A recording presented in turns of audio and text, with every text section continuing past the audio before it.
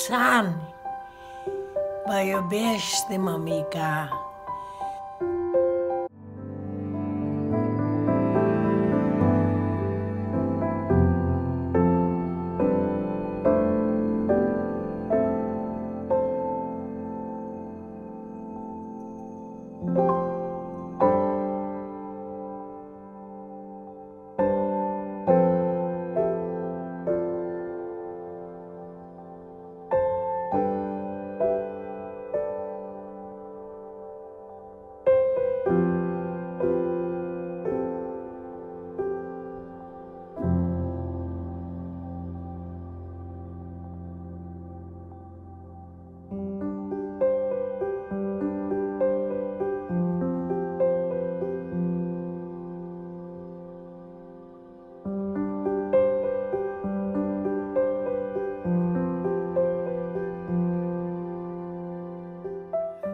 Alo, la mulți ani, Viorel și Dorel, vă iubesc!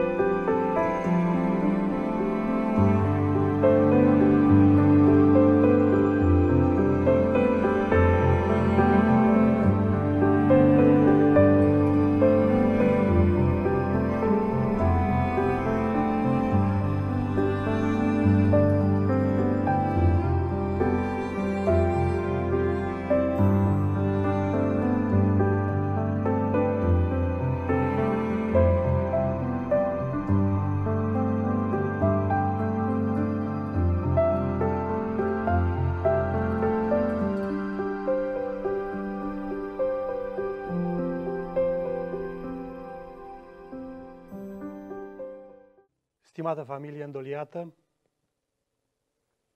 dragi prieteni și frați în Domnul Iisus Hristos, suntem astăzi aici pentru a conduce pe ultimul drum pe aceea care a fost sora Ileana Cataramă. Am vrea ca să invocăm prezența lui Dumnezeu și să ne rugăm Domnului. Vă invit să ne ridicăm pe picioare.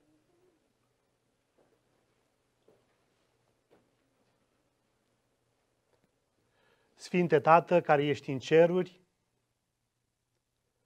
cu inimile îndurerate, dar pline de speranță, stăm înaintea Ta, noi și trupul neînsuflețit al sorei Ileana, și vrem, Doamne, ca făgăduințele Tale, promisiunile Tale, să ne aducă speranță, să aducă nădejde, să aducă curaj, nouă tuturor, dar în mod deosebit familiei.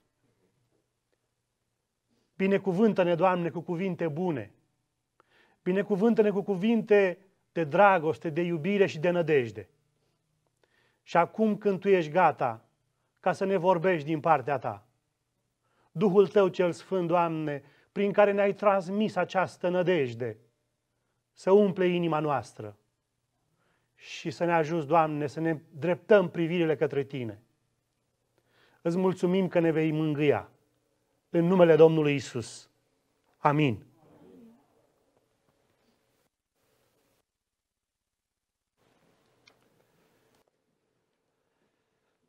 Înainte de a citi cuvântul Domnului,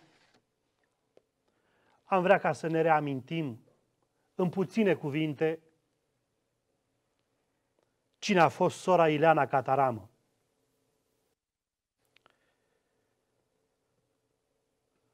Îndurerată familie, în această zi de primăvară, cu inimile încărcate de compasiune și adâncă tristețe, suntem în fața sicriului cu trupul neînsuflețit al celei care a fost sora Ileana Cataramă. Ileana Cataramă s-a născut pe data de 24 ianuarie 1928 în România. din fragedă tinerețe, în vremuri de persecuție religioasă, a ales pe Domnul Iisus ca mântuitor personal. La vârsta de 21 de ani, pe 11 septembrie 1949, s-a căsătorit cu Valeriu Cataramă, cu care a avut 3 copii, Dorel, Mioara și Viorel. A crescut acești copii cu dragoste, teamă de Dumnezeu și cu mare spirit de sacrificiu pentru binele lor. Sora Ileana a fost o soție și o mamă bună, credincioasă, cu suflet curat, care a pus mai presus de toate pe Dumnezeu, familia și copiii. Împreună cu soțul ei, prin muncă și mult spirit de sacrificiu, a oferit copiilor lor o aleasă educație creștină și tot ce avea mai bun pentru binele lor. A fost alături de copii în momentele importante ale vieții lor, dar a iubit și pe cei 4 nepoți și pe cei 3 strănepoți. A fost o persoană credincioasă, care a dăruit mult pentru lucrarea lui Dumnezeu. S-a implicat în slujirea bisericii și a fost un model pentru familiile mai tinere. A ajutat pe cei în nevoie și Dumnezeu a făcut o binecuvântare pentru mulți. După multe peripeții, în anul 1982 a venit în Statele Unite pentru a se reîntâlni cu soțul care o aștepta. După 60 de ani de căsnicie, pe 20 iunie 2009, i-a murit soțul, iar copiii cu multă dragoste au făcut tot ce au putut pentru a o sprijini în nevoile ei. Astăzi, copiii, nurorile, nepoții, strănepoții, prietenii și frații în Domnul Iisus, ne luăm la revedere de la cea care a fost mama, bunica, ruda sau sora noastră de credință. Mămica, ai avut și vei avea un loc special în inima noastră. Nu vom uita dragostea ta, care ne-a legat inimile, iar fetița lui Răzvan, strănepoata, este aceea care îți va purta numele. În ziua învierii celor credincioși te vom căuta. Pe curând la Marea de Cristal. Amin. Este greu ca să rezumăm viața unei persoane de 92 de ani în câteva cuvinte. Însă, sora Ileana Cataramă a fost o femeie credincioasă. Dumnezeu și care a studiat cuvântul său. O femeie care și-a pus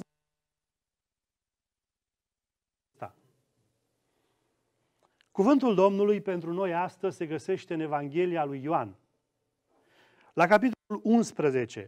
Și aici citesc începând cu versetul 1. Un oarecare Lazar din Betania, satul Mariei și al Martei, sora ei, era bolnav.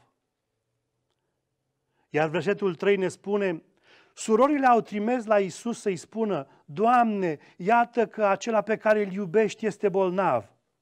Dar Iisus, când a auzit acestea, a zis: boala aceasta nu este spre moarte, ci spre slava lui Dumnezeu, pentru ca Fiul lui Dumnezeu să fie proslăvit prin ea. Și Iisus iubea pe Marta și pe sora ei și pe Lazar. Cuvântul Domnului ne spune că El știe când cineva suferă, când cineva se îmbolnăvește. Stimată familie îndoliată, vreau să vă spun că Domnul Iisus știa când sora Ileana suferea. Domnul Iisus știa dacă sora Ileana a fost bolnavă. Și Domnul Iisus știa durerea dumneavoastră când o vedeați că sufere. Aici cuvântul ne spune că surorile bolnavului au trimis să-i spună Mântuitorului: Doamne, Iată că acela pe care îl iubești este bolnav. O, frații mei dragi, și aceia care sunt iubiți de Dumnezeu, și aceia uneori, așa cum spune Scriptura, trec prin valea umbrei morții și ei suferă. Dar Domnul Iisus este cu ei în suferința lor. Domnul Iisus a fost alături de sora Ileana în suferința ei. Dar Iisus, când a auzit acestea, a zis: boala aceasta nu este spre moarte, ci spre slava lui Dumnezeu. Este nevoie de multă credință să spui: Doamne, când cineva suferă, este spre slava lui Dumnezeu. Este nevoie să ne încredem în Dumnezeu, care El ne iubește, ne poartă pe brațele sale, se îndură de noi și vrea să ne salveze, să ne dea viață veșnică. Cuvintele acestea de speranță le-a citit de foarte multe ori sora Ileana. Dânsei îi plăcea să studieze Scriptura. Aceasta este una din Bibliile sale. Aș putea să spun Biblia care a avut-o spre sfârșitul vieții dânsei. Că sunt convins că în tinerețe a avut altele care s-au uzat și a trebuit să le schimbe. Eu cam la 10 ani schimb Biblia pe care studiez pentru că se uzează. Această Biblie arată că sora Ileana a citit cuvinte de speranță, de nădejde, de viață veșnică. A crezut cuvintele Domnului Iisus. De multe ori sora a citit și aceste cuvinte. Că Domnul Iisus iubește pe oameni. Chiar dacă i-ar trece prin suferință. Mântuitorul spune: boala aceasta nu este spre moarte, ci spre slava lui Dumnezeu. Vreau să vă spun, fraților, că Lazar a murit. Și Mântuitorul a spus că boala aceasta nu este spre moarte. Ce a vrut să spună Mântuitorul când a zis că boala nu este spre moarte? Adică nu este spre o moarte veșnică. Nu este spre o moarte de unde nu mai este întoarcere. Sora noastră, Ileana, a adormit. Dar nu este spre moarte veșnică. Este numai un somn. Este spre slava lui Dumnezeu. Și după cum Domnul a spus că moartea lui Lazar a fost spre slava lui Dumnezeu, Domnul Iisus are dreptate. Inclusiv moartea sorei Ileana este spre slava Domnului Iisus. Când și cum își va arăta El slava sa? El și-a arătat slava sa în dreptul lui Lazar când l-a înviat, l-a chemat afară și a zis: Lazare, vino afară. La fel, Domnul Iisus își va arăta slava sa când El va chema la viață pe sora Ileana. Atunci El va arăta că moartea aceasta e spre slava lui Dumnezeu, pentru ca El să-și arate atotputernicia sa mântuitoare în viața ei și în viața tuturor celor credincioși. Da, fraților, cei care au murit cu credință în Domnul Iisus, Domnul Iisus își va arăta slava sa în viața lor. Cu această nădejde a adormit în Domnul Hristos sora Ileana. Și Mântuitorul este credincios cuvintelor pe care El le-a promis. El este credincios acestei promisiuni și zice: boala aceasta, moartea aceasta este spre slava lui Dumnezeu. Iar versetul 5 din Evanghelia lui Ioan la capitolul 11 ne arată ce relație are Dumnezeu cu noi. Ce relație are Dumnezeu cu aceia care suferă din cauza morții unei persoane dragi. Versetul 5 spune: și Iisus îi iubea pe Dorel, pe Mioara și pe Viorel. Spune că Iisus iubea pe Marta, pe Maria, care erau surorile lui Lazar. El iubește pe aceia care suferă atunci când se uită la trupul neînsuflețit. Stimată familie îndoliată, aș vrea prin ochii credinței să priviți fața Domnului Iisus, care se uită la dumneavoastră în momentul acesta și în cele care vor urma, cu compasiune și cu dragoste, pentru că vă iubește. Nu v-a uitat. Nici atunci când lacrimile au trebuit să curgă pe obraz din cauza durerii despărțirii. Domnul Iisus nu v-a uitat.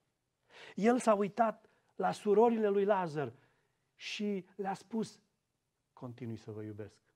Și pe voi și pe Lazar. Iar Dumnezeu nu iubește ceva inexistent. El iubește ceva care poate să-l aducă la viață. El vă iubește pe dumneavoastră. Și continuă să o iubească pe sora Ileana. Nu pentru că ea va deveni nimic, ci pentru că El poate ca să o cheme din nou la existență prin puterea sa de a învia pe cei care au crezut spre viață veșnică.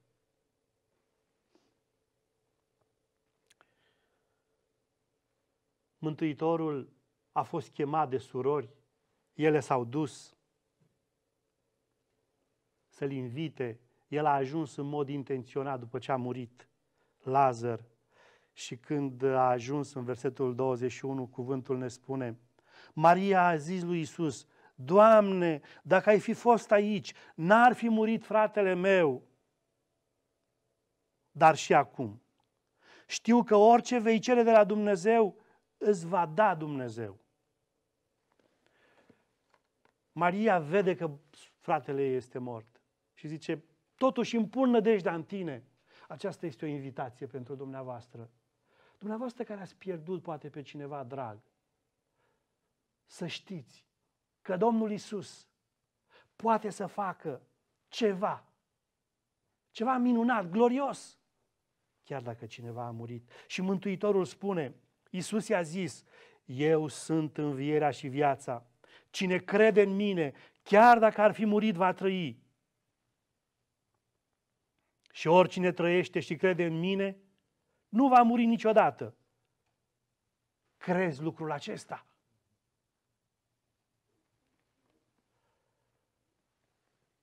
Era o întrebare dificilă la care trebuia să răspundă Maria numai prin credință.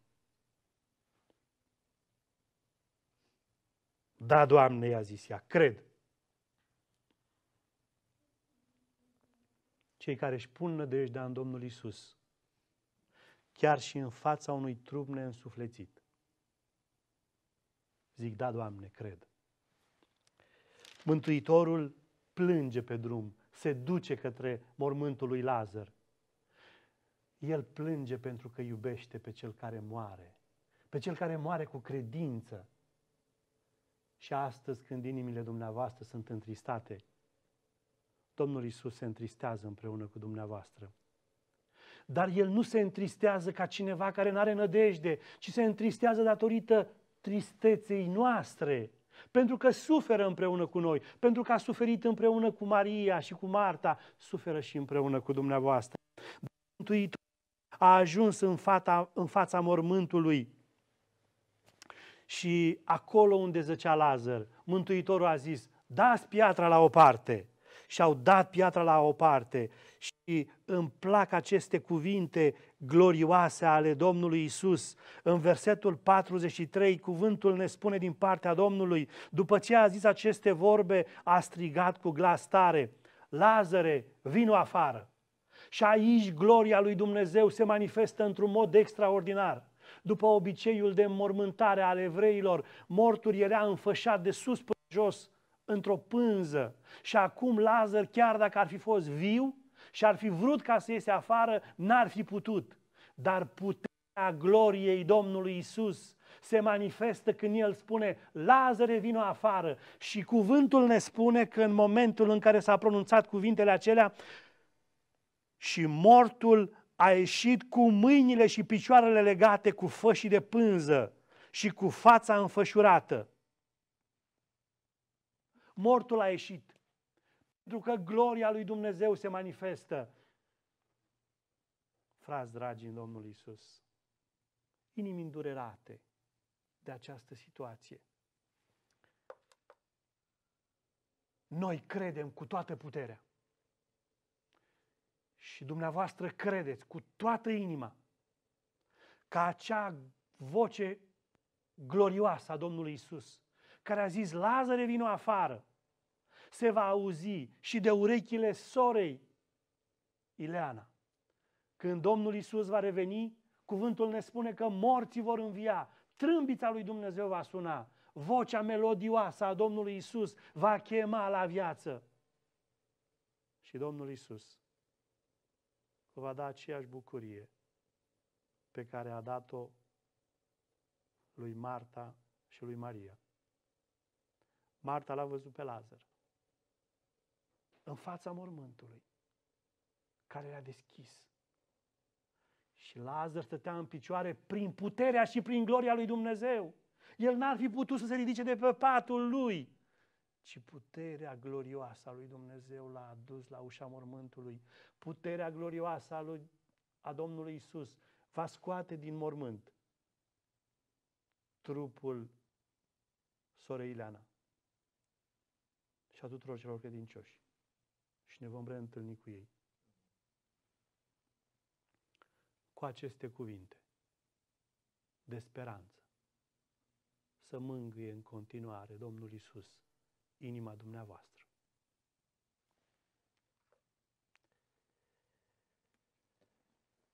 Este greu să ne despărțim de cineva drag, pentru că noi suntem gata să ne sprijinim pe umărul lui. Vă invit să ne ridicăm, să ne rugăm.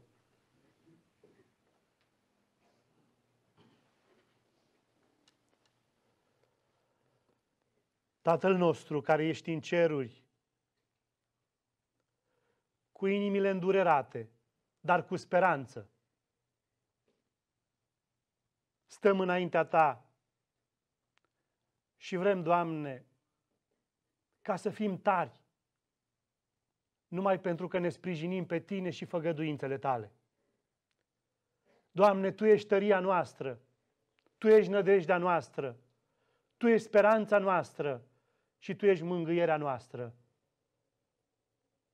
Vindecă, Doamne, cu atingerea Ta și cu atingerea Duhului Tău cel Sfânt, inimile îndurerate, cuvintele Tale de speranță și de nădejde, să vină în inimile noastre și în mintea noastră atunci când lacrimi calde curg pe obraz.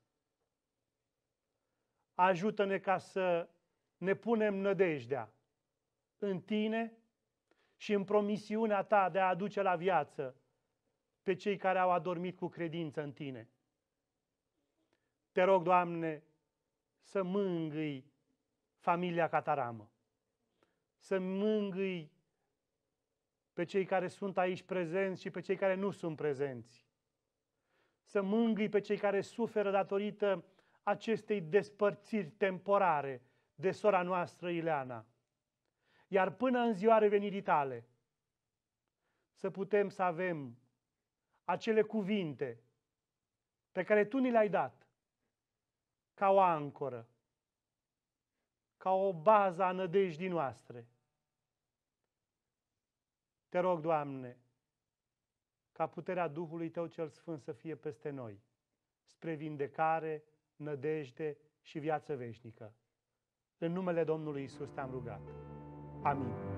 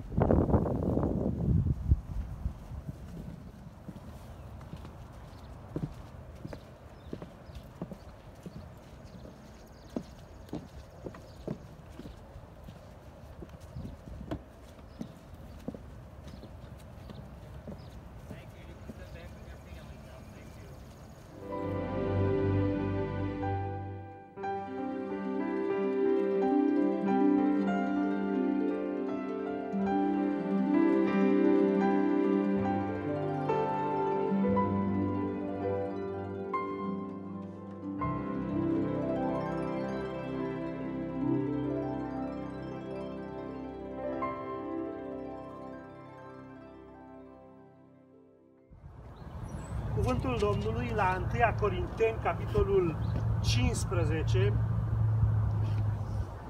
începând cu versetul 51, ne spune: iată, vă spun o taină, nu vom adormi toți, dar toți vom fi schimbați. Într-o clipă, într-o clipeală din ochi, la cea din urmă trâmbiță, trâmbița va suna. Morții vor învia nesupuși putrezirii și noi vom fi schimbați. Căci trebuie ca trupul acesta supus putrezirii să se îmbrace în neputrezire și trupul acesta muritor să se îmbrace în nemurire. Când trupul acesta supus putrezirii se va îmbrăca în neputrezire și trupul acesta muritor se va îmbrăca în nemurire, atunci se va împlini cuvântul care este scris: moartea a fost înghițită de biruință. Sora Cataramă a avut această nădejde în inima dânsei. A citit cuvântul acesta și l-a crezut pe Domnul. L-a crezut pe cuvânt. Iar cu această nădejde dânsa a dormit în Domnul și așteaptă ziua aceea glorioasă când vocea lui Dumnezeu se va auzi. Și de aici, din cimitirul acesta, mulți oameni credincioși vor învia, pentru că vor auzi vocea Domnului Isus. În ziua aceea binecuvântării ale celor credincioși. Și Dumnezeu să ne ajute ca noi să trăim o viață demnă de ziua aceea glorioasă, pentru că atunci când El va veni, să fim și noi printre cei care vor învia cu trupuri proslăvite. Credem că cuvintele Domnului Isus, care ne spune că faptele lor îi urmează pe cei care mor, în ziua judecății Dumnezeu ne va judeca și El va chema la viață cu trupuri proslăvite pe cei care au fost credincioși. Credem că sora Cataramă a fost o femeie credincioasă. Viața ei a arătat lucrul acesta. Cuvintele ei, faptele ei, educația pe care a dat-o copiilor ei a arătat lucrul acesta. A arătat că a fost o femeie credincioasă, care a iubit toată inima pe Dumnezeu. În vremuri de persecuție în România, a arătat că știe să stea de partea Domnului, să jertfească, să sacrifice ca să-i rămână credincioasă.